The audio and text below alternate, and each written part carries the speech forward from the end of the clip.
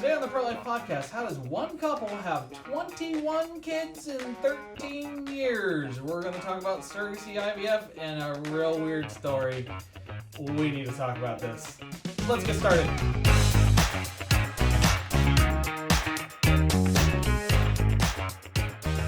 Happy Thursday, Pro Life family. Pull up a chair. Welcome to the table. Grab your coffee. I need more. Hi, friends. Hi. Hello. We get to do this again. Let's go. Oh, well, we'll words are hard. Introduce ourselves to the viewers at home. Kim Schwartz, Director of Media and Communication.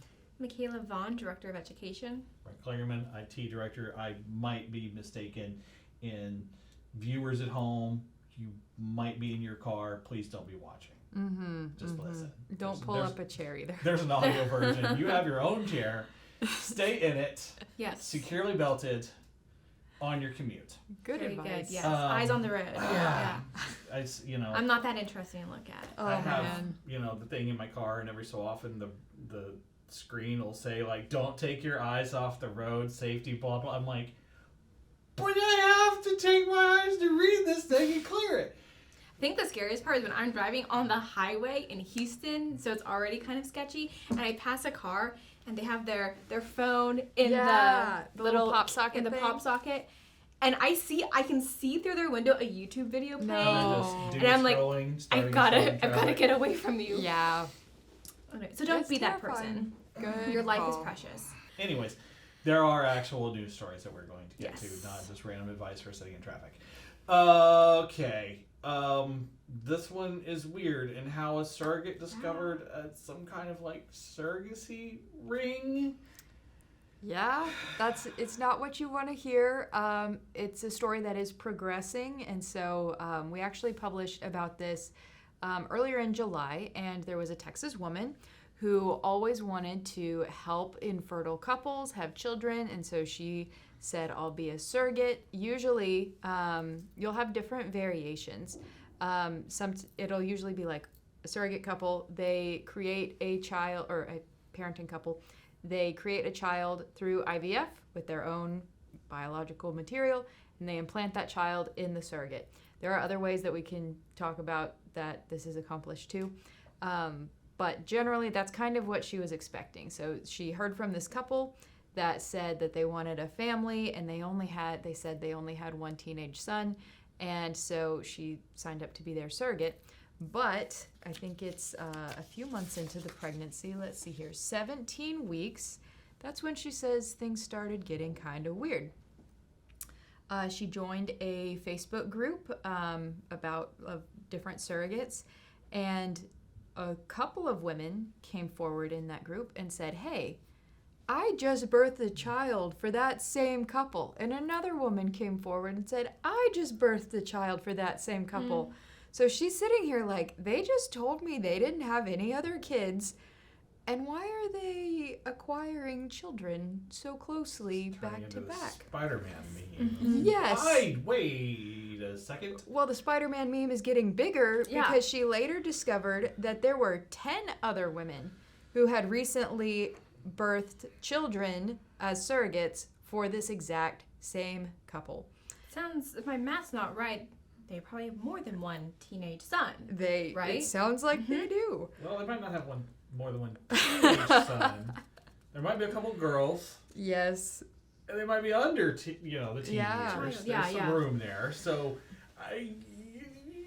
maybe under a certain way of looking at things, it might not be. I don't know if the moral qualms with lying is high on their priority list, given where this Doesn't story, sound like it at all. No. this story comes forward. So that's kind of where we first discovered this. The Daily Wire did an exclusive report on this case, and so that's where it kind of started off, where it's like, wow, this one couple paid a lot of surrogates in a short amount of time to have a lot of kids. So it sounds like this is some kind of like trafficking ring, or definitely a surrogacy scandal. Right. But the cops weren't involved yet at this point because it's not illegal to have 21 children. Wait, 21?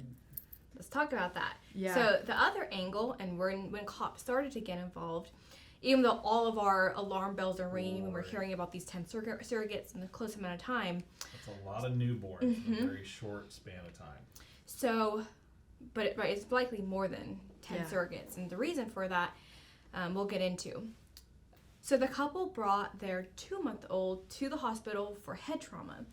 And what they believe happened, they're alleging that their nanny was violently shaking the 2-month-old and the 2-month-old became unconscious. The problem with the parents is that they knew about the abuse and didn't bring the child to seek medical attention sooner. Right. And so the couple has now been charged with child endangerment and neglect. And upon investigating these abuses, they discovered that this couple they've adopted 21 children. The nanny is missing at this point, but she does have a warrant out for her arrest. And it's not 21 children living within the home. It's 15 children living within this couple's home. The other 6 children are scattered between friends and families' houses. And the age range, the youngest is the 2-month-old up to 13. So 21 children in this 13-year period that this couple just went on this surrogacy expedition. Yeah, that's insane. As soon as I heard this story, so that's all the facts that we know right now about this story. Then the questions come up, like, what was their intent for having 21 children? There's a lot of questions here. Are any of these children biologically theirs? Yeah, we don't know. We don't know. We don't know if they were purchasing donated genetic materials. As such a weird, you know what I mean? Yeah. This is a family Keep show. it G-rated. It's a family when you show. first said that, I was like, oh, she's so classy. Yeah. I was like, I'm gonna remember that. Yeah, G-rated. How do we? There are so many weird questions. Again, like Dr. Sego says, like the further away from the original design we get, the weirder everything gets. 100%. And boy, this got weird. It Yeah. did. 21 adoptions in a very short span. No court went, hey, what you doing? Right. Well, it's not the same process with surrogacy as adoption. There's more safeguards in adoption. With true. with surrogacy, Yeah, that's true. you That's can just true. hire somebody, and you're like, all right, this is my baby now, And and they just sign a paper that waives their rights. Right, does it even go through courts? yeah, And totally. I think, that hits what you said, that hits on, the real problem we're having, because some people, whenever we talk about IVF and surrogacy, like the surrogate you mentioned earlier, she had good intentions, and Right. a lot of those people Right. bring up the question of, well, how is IVF and surrogacy different from adoption? And one of them is the safeguards. We have our courts, our judicial process involved with adoption. IVF and surrogacy is the Wild West. So we have, with adoption, more safeguards to prevent a single family from adopting 21 children in 13 years. Yeah. But really, the underlying issue with the IVF and the surrogacy problem is that it's treating these children like commodities instead of human beings with dignity. And the surrogacy industry actually does like a self-burn on this. I was thinking about it whenever I was reading this article for the episode.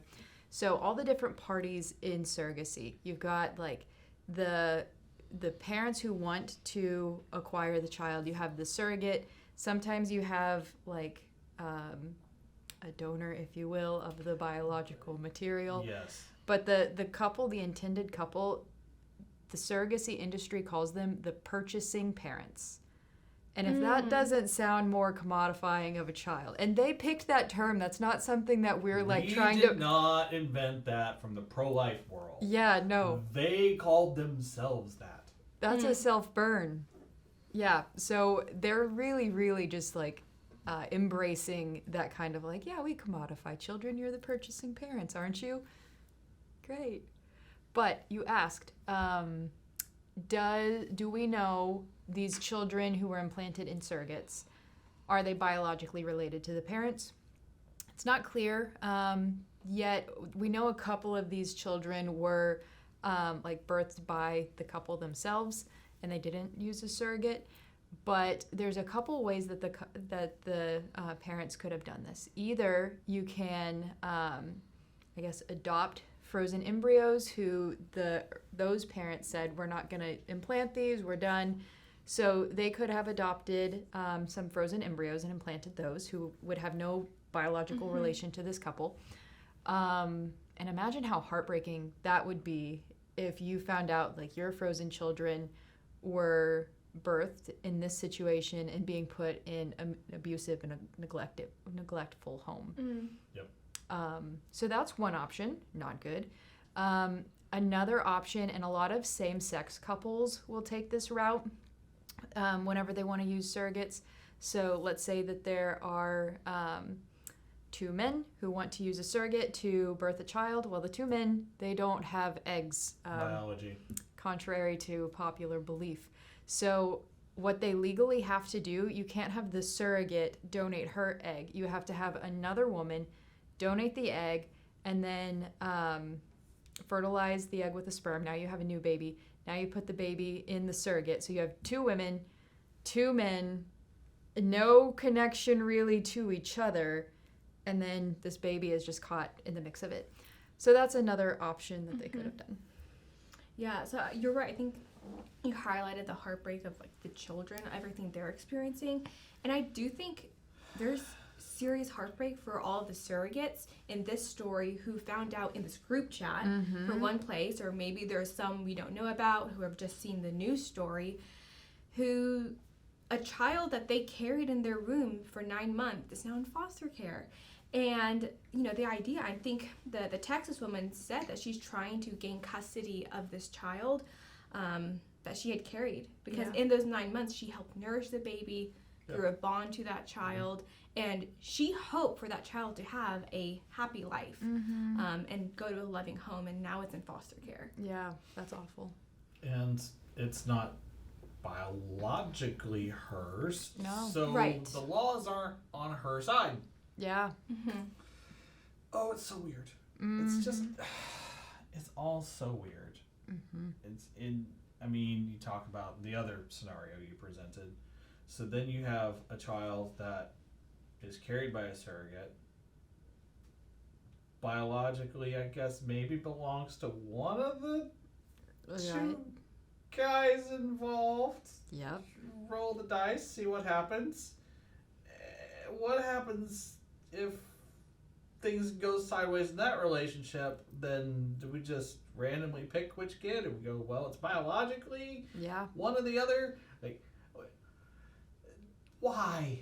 Yeah. Well, one of the biggest, scariest what ifs when talking about surrogacy that isn't related to this particular case, but since we're on the topic, is, you know, in the scenario you brought up, the what are they called? The paid purchasing couple? parents. The purchasing parents.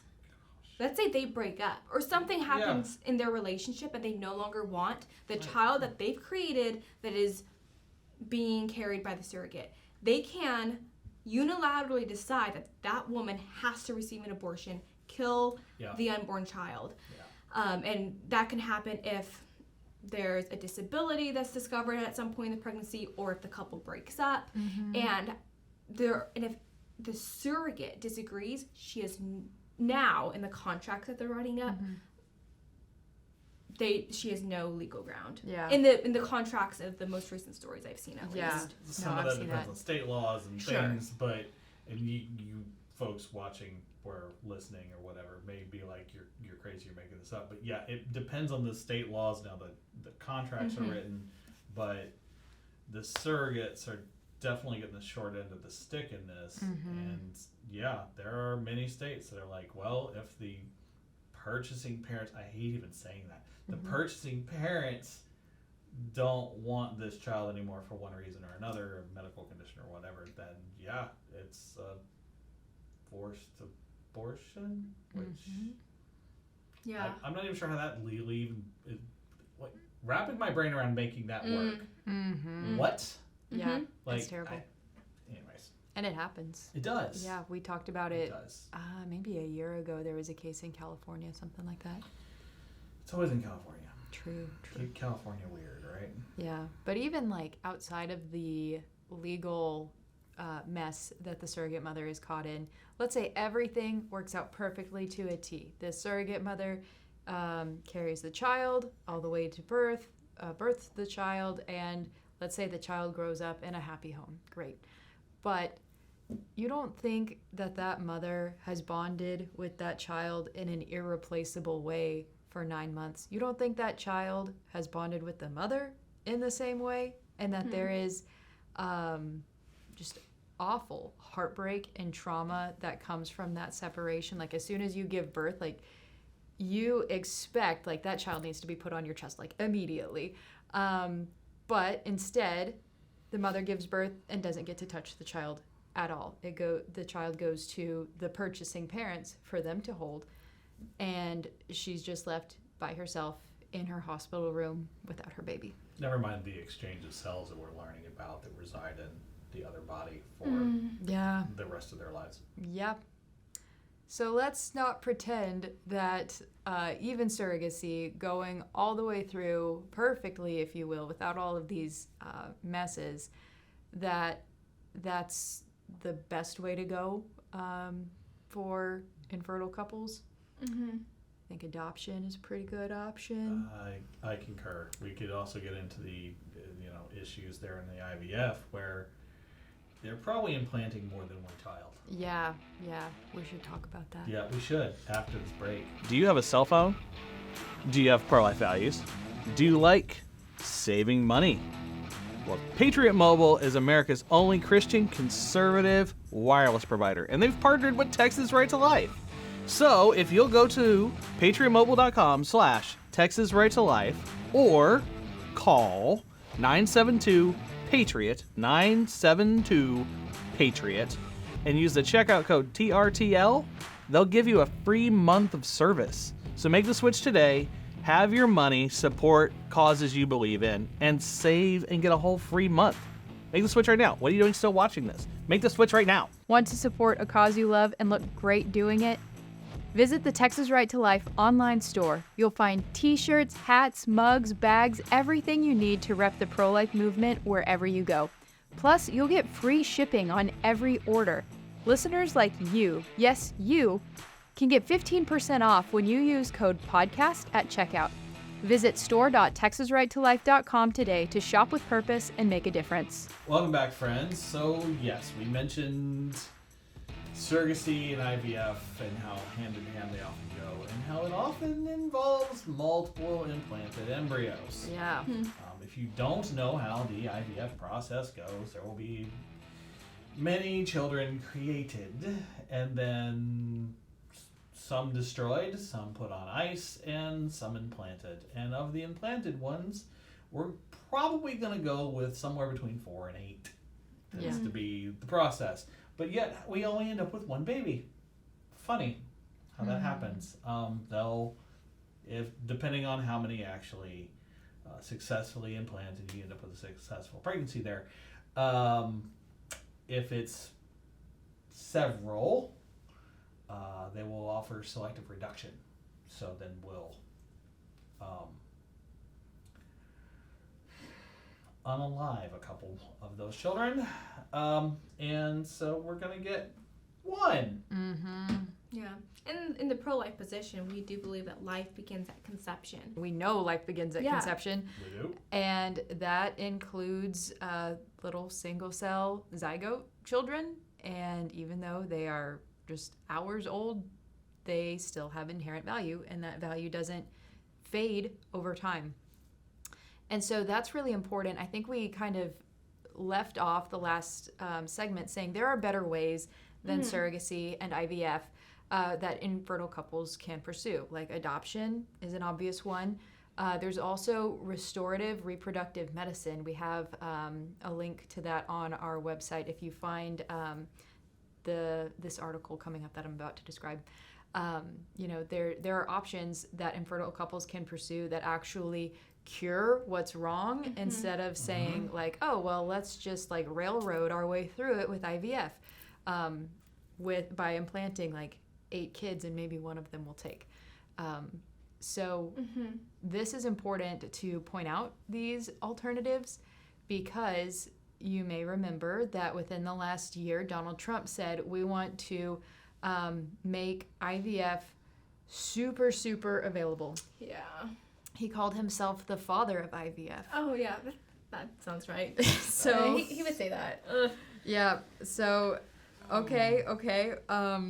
But there are legitimate concerns, obviously, with expanding IVF. Yep. Because the entire industry relies on the destruction of children. A lot of children. A lot of children. A whole lot of children. Yeah. So a year ago, Trump said that we're going to make the government pay for it. We're going to make your individual, even if you have private insurance, we're going to make your insurance pay for it, which really doesn't mean just like the company pays for it. That means like if we're in a pool, you're paying true. for it and you're paying for it and I'm paying for somebody else's IVF. Yeah. So definitely some conscience concerns, but luckily news came out last week that said the Trump administration is planning to roll back this IVF plan. They don't have any concrete ideas for going forward to actually make this happen. And I know that people really admire Donald Trump for saying like, oh, he keeps his promises. This is a promise we do not want him to keep. We do not.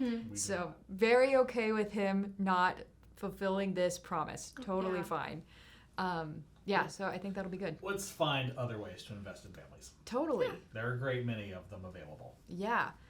And there have been good steps like defunding Planned Parenthood that he's taken. And so that's another, great avenue for protecting families and children. Expanding IVF is not the way to ensure that American families have more babies. There are so many better ways. Yeah, so if you find, I'm going to post that link in the comments, and that's where we link to another group called Natural Womanhood that talks about restorative reproductive medicine. They actually cure what's wrong instead of, like I said, just do IVF and ignore what's wrong. And the restorative natural womanhood method that you're talking about treats the woman with so much more dignity as well, because the different NAPRO technologies and working with a doctor who will find the root cause of the infertility issues and treat the root cause actually restores the woman's health to be what it should be. Whereas IVF and the process of making your body ovulate a crazy amount of eggs and retrieving them is actually very unnatural and harmful to the woman's body just to get to this end result at whatever means necessary, even if that means is very both painful physically and emotionally on the woman. So big advocate for the restorative methods. Yeah, definitely. There's a pro-life advocate that I really admire named Stephanie Gray Connors. We've had her at our events in the past. And she struggled with infertility for a long time, had lots of miscarriages. And, we talk about how, there are alternatives for treating infertility, restorative reproductive medicine, there's adoption. But at the end of the day, if you're facing infertility, we can't turn children into an idol. They're not a product that we can grasp. They are a gift from God. And every gift we have to hold with an open hand and not a closed fist. Right. We can't grab it from the Lord. We have to have our hands open, even if he leaves those hands empty. If they're empty for him.